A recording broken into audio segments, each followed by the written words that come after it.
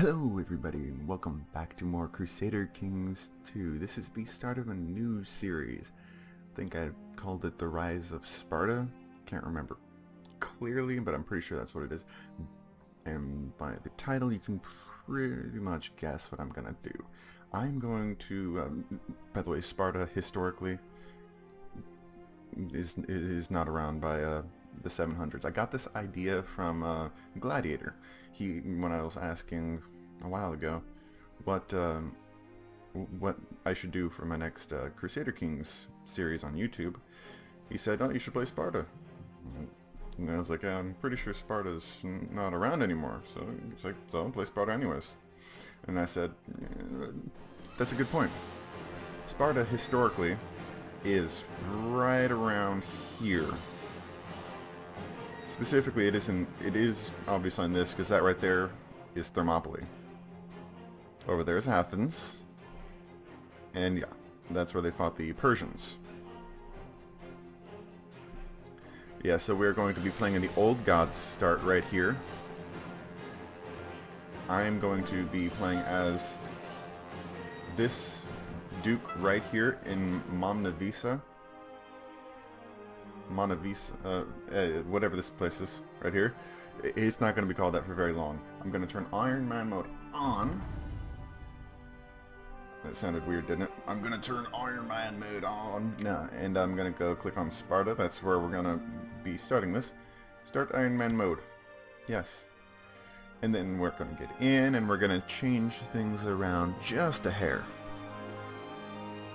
First thing we're going to do, obviously, rename our county.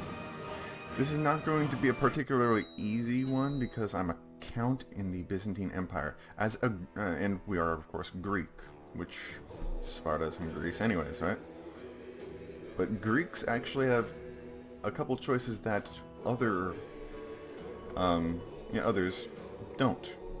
As Greeks right here, you can see they can blind characters cannot inherit titles. That's because as a Greek, you have the choice of blinding your prisoners, and if they're male, you have a choice of castrating your prisoners.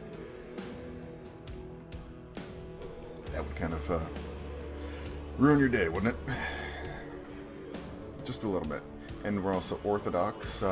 Basically, how the Orthodox religion in this game works is instead of like the Pope being the head of the religion, basically every king has his own religious head. There's 5 pentarchs, basically one in each of the historically religious centers. Rome, Constantinople, there's one in Alexandria, one in Jerusalem, I think, and one somewhere else. And they can do basically a lot of the similar things, all of the same things that the Pope can do.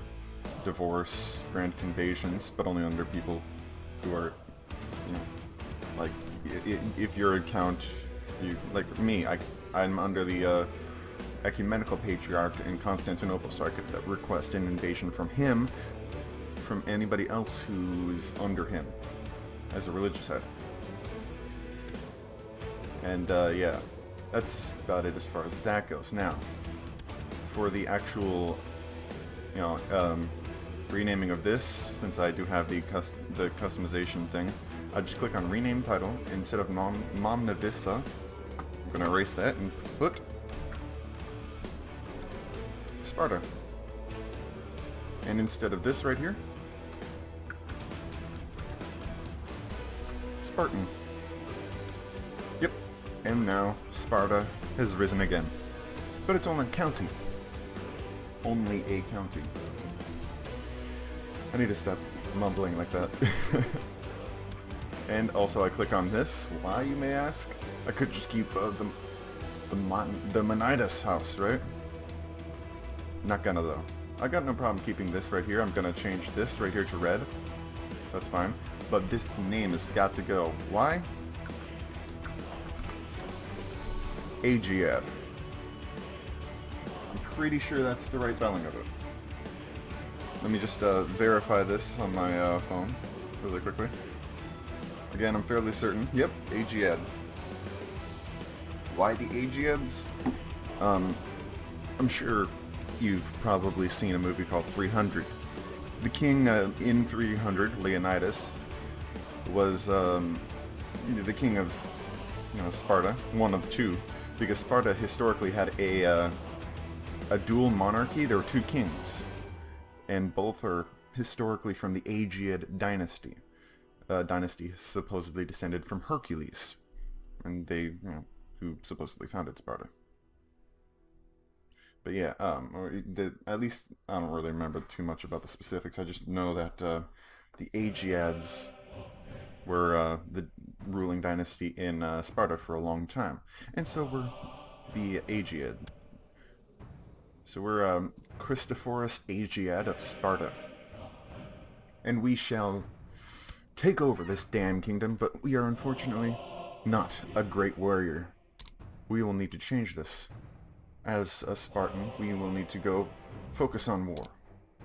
We also need to get married, have a kid, so we don't give our land away and lose when we die. And I need to pick something. Exalted among men, get money. I'll pick Exalted among men. We're going to be fighting a lot. I want to fight a lot, at least. Who doesn't? And so, she has the Doge of Amalfi. She's really good at fighting, and pretty damn decent at this right here. She's a decent steward. Nobody here has any great strength. So I will go with Epifina. I think that's how you pronounce it. She is Orthodox. I think because Amalfi might technically be under us. No, it's not. She's just Orthodox, because that's Orthodox. Not all this is, just that. Now, we do, as the Byzantine Empire, the Byzantines start out at war with the Aghlabid Sultanate over here. Whether they're most likely going to win too, because the Aghlabid Sultanate does not start out with 9,000 men like the Byzantines do. They do, however, start out with 4,000 men who are all right there. Anyways, right? And now, like I said, I am, as a ruler, unmarried. And I'm pretty sure like I said, I did just send a marriage invitation. I'm gonna click this over to speed 3. I actually recorded a few episodes of this, like 3 episodes of this series, but in a different start because I had to delete them because the sound was all messed up. I used the wrong settings, and I used OBS, unfortunately. Alright, I'm going to have you improve diplomatic relations with him. There's a reason for that. I'm also going to have you scheme. No, not scheme. You're going to be study technology over there in Constantinople. You're going to be collect taxes here. Collecting taxes is always a good thing. This is my ecclesiarch. Advisor on matters of the faith. Doesn't always have to belong to the clergy, so I can just appoint anybody who's good at religious matters. Whereas in other religions, you usually have to appoint an actual priest. Alright, so for this, I'm going to have him research cultural tech, because there's no real place to proselytize. So you're just going to research cultural tech right there, and that's all my advisors. And see, boom. She's now married to me. People respect well, so I'm going to get a little bit of prestige out of this. Lords of Ashia have instituted the title revocation allowed law. So he is now allowed to revoke titles on people who he doesn't like. Which is not bad, but not great. I'd like to revoke this, but it's a viceroyalty. So if I have an actual claim on this, I could revoke it from him. I could just try to kill him and take it. What I'm probably going to wind up doing is, see this guy right here, he only has 800 men. Refused the absorption, so right away the Khanate of Alania, up here, I don't remember specifically where, I just know it's up here somewhere, the Khanate of Alania is in revolts. Oh, there it is. This is Alania, and that clan is in revolt because he was going to get absorbed. It's the horse lords for you, man. I also would not be surprised if somebody over here holy word against him. My only main hesitation for declaring a holy war against the Shandaks right here is it's a holy war. It's my main hesitation. Do I have any actual boats? I have 7, 8, 9, 10, 11. That's not terrible, but it's not great. I can summon at most 12 boats. Interesting. It says 12 right there, see? But I have 11. Isn't that fucking weird? That happens sometimes. Alright, so I can actually summon 12 boats. How will this help me? I only have 500 men. That's not nearly as much as his 800. Well, see, there's always, since this time I'm not a Jewish character, I can borrow from the Jewish money lenders, the Jewish merchants. And so I'm gonna. I don't care if that makes that by the way does make the clergy hate you, usually, a little bit. See, now I have 346 dollars gold, but temple vassals don't like me as much. I also am, because of this right here, you'll notice I'm an elusive shadow. My intrigue is +9. My base is terrible, but it's a +9. So that's pretty decent. If I actually were to focus on this, I would be a really good intrigue character. But I'm not going to focus on that because I am Count Christophoros Aegiad of Sparta. Spartans aren't supposed to be focusing on intrigue. Come on. You guys know Sparta. Like, we're supposed to be great warriors. Come on, damn it. Maybe not. Maybe we're not going to bring back all the traditions of Sparta, but I mean, yeah, we're going to bring back at least the tradition of them kicking ass. Sure, I'm gonna have to summon. I'm gonna summon up some troops. I'm gonna have to pay some mercenaries to help me win this county over here, and I will have to pay some people to help me win this. It's like no question about that. Actually, I'm going to have to eventually pay them. And I'm going to probably pay the cheapest damn ones. The Bulgarian band looks like.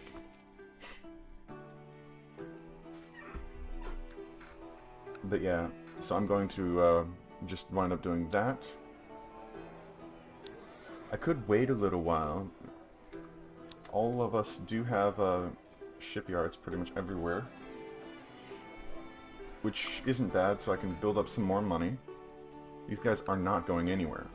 The only thing is, the longer I wait, the more likely it is they'll get an ally or two. They have pacts with his 4 wives. Well, his 3 wives and this girl. Mind you, none of these people are important at all. Basically, that just means he has 3 wives and his son and heir, his a wife right here. They don't necessarily matter. Alright, the church is a greedy thing. So the church is a greedy little bastard, so they got some money out of me. Fucking greedy bastardized church. Yep, that happens. It's annoying. Over here, this guy doesn't necessarily like me too well. This guy is going to be better, though.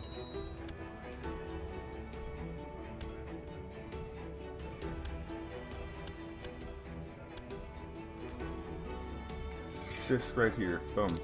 You get that? That's going to be a little bit better. This will be fun. Yeah, we're going to kick some ass over here and most likely take this... Sicily, that's the word. Sicily. This will be fun. Let the best warlord win. I'm hoping that when I take this, I will need about... I should, like, save up some money because I'm hoping to actually create the Duchy of Crete. And, yeah. Alright, so I'm going to slowly withdraw the center forces right here. I'm hoping they fall for it. Because that's historically a strategy that the, he decides to hold his line. Now, damn it. Because historically, in the Battle of Marathon, which was right about here. I think it was here. Could have been here. I just know that historically in the Battle of Marathon, the Persians attacked and they retreated the center line to make it look like they were retreating. The Persians charged forward, and the lines collapsed around them, encircling them and just murdered them all.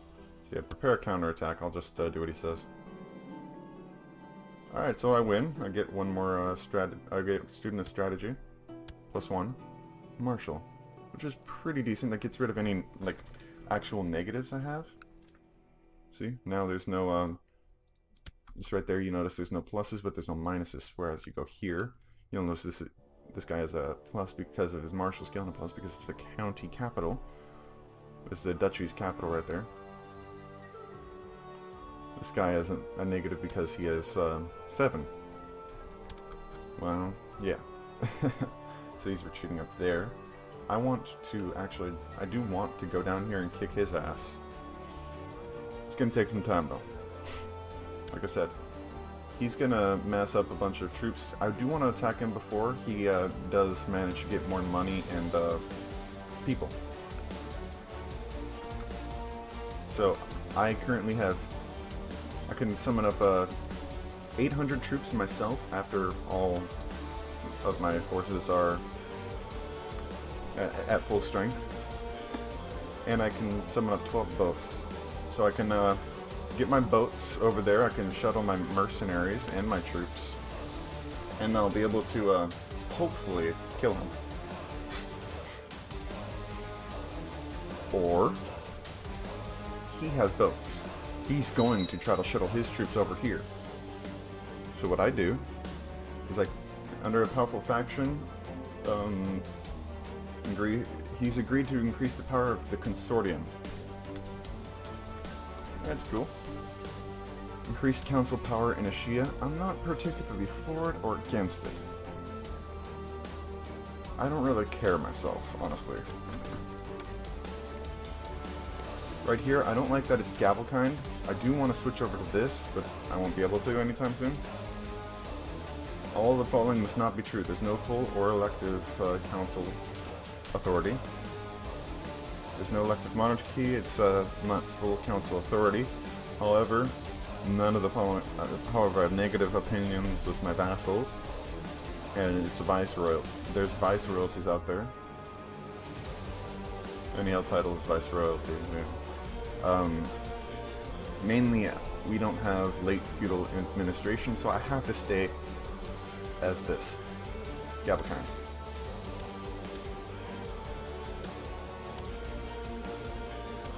Yeah, the Byzantine thing, of course.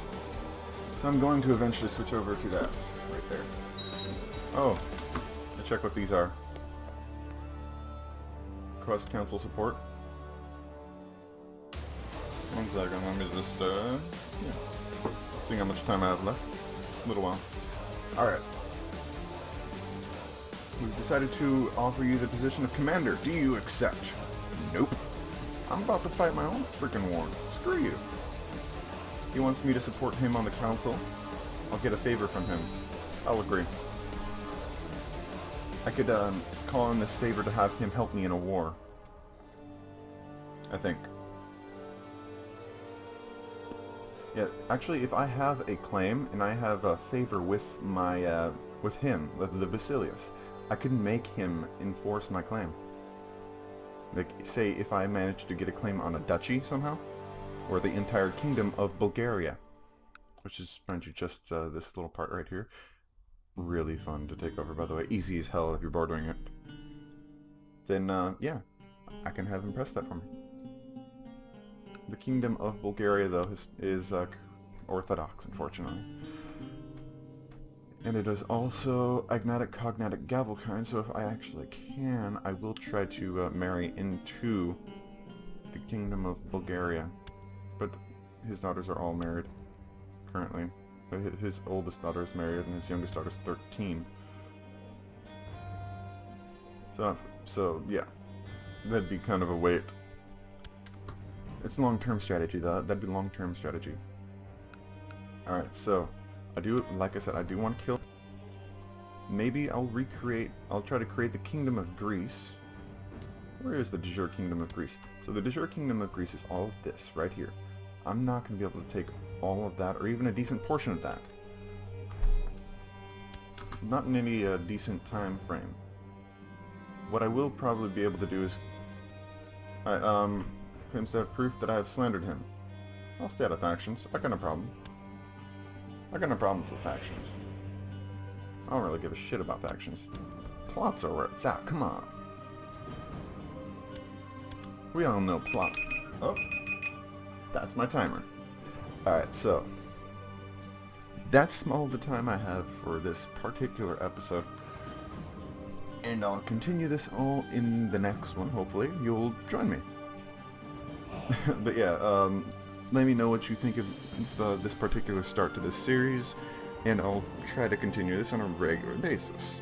Probably will continue this on a regular basis until I finally, by the way, my end goal for this series as a whole would be to take over the Byzantine Empire, convert it into the Spartan Empire, or actually take over the Byzantine Empire, reform the Empire of Rome by, in order to do that, you have to be the Byzantine Emperor. You have to take back all the way up here to Croatia, I think. Yeah, I think it's you have to take over the Duchy of Croatia, which is right there. You have to take over the Duchy of Apulia, fucking Genoa, Latium right there. So basically you have to take that, which basically means you just need to push up this way. You also need to go down here and take Jerusalem, I think. Antioch.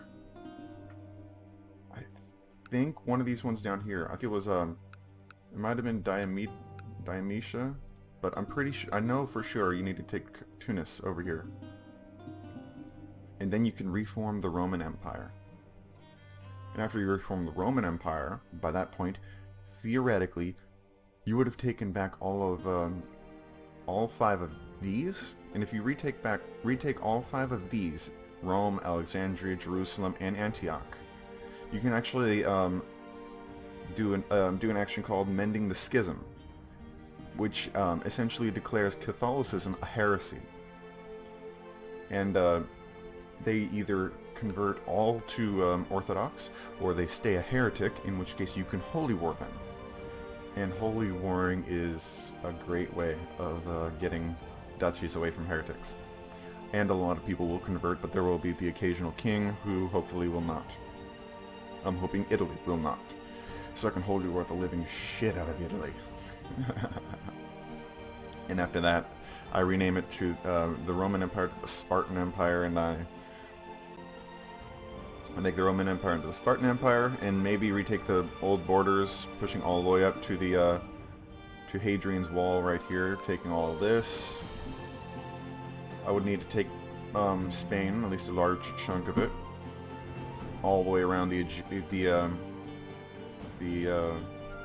Mediterranean instead of Aegean. I think technically what this is the Aegean right here. That's the Aegean. This is the Mediterranean. Hopefully taking a good chunk of the Mediterranean, if not all of it, and well into there, obviously. That's the eventual goal. I don't know if I'm going to do that all on camera, but I will at least form the Roman Empire on camera if I make it that long. If I live that long. It'll be a fun series though, and I hope you join me for it. I'll see you all in the next video. Like I said, let me know, leave a comment what strategies you think I should use. And later.